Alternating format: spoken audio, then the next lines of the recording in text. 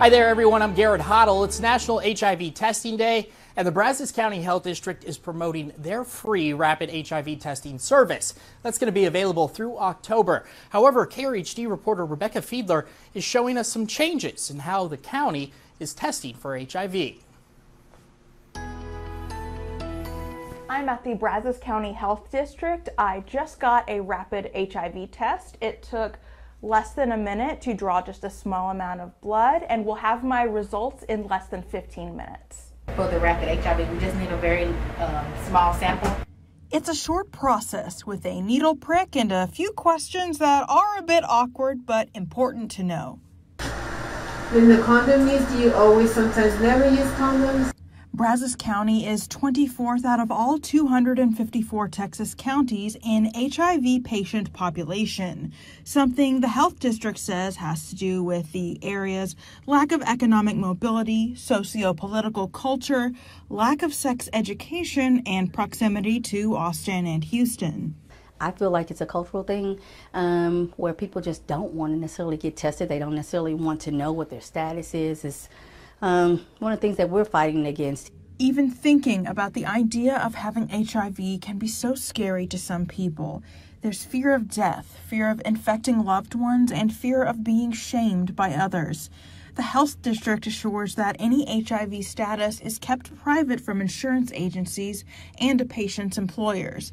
And local nonprofit Project Unity is right here in the community, set up to immediately comfort and provide medical and financial support for positively diagnosed patients. We offer case management, so anyone who's in our services, special health services, will have a case manager to talk to, but we also do have mental health care providers that we send people to and we can pay for.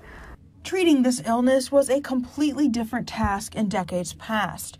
The treatment of HIV in 2022 has advanced significantly, according to nurse practitioner Herring. Patients can still live many years with HIV and can still have children. It's just one medication, which is the lovely thing about it. It used to be where you had to take multiple medications just to kind of help prevent you from getting ill. It's definitely not a death sentence. I know it's still scary, which I understand, but it's definitely something that's manageable. For the past 5 years, the Brazos County Health District has been able to provide free rapid testing thanks to local government funding. That funding will run out by October 1st, so it's important to come in now if you want to test for free.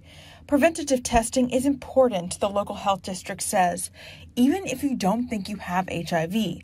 It's better to know and be sure. It's still kind of a scary moment to open that and to not know, because who knows, you know, you can feel sure, but who knows, but I'm very glad to have that result. Thousands of people in the U.S. could be living undiagnosed with HIV. That's according to a new CDC report saying the number of HIV tests conducted in healthcare and other community-based settings actually dropped by 44% in 2020. Researchers saying the rate then stayed at the lower level during the pandemic.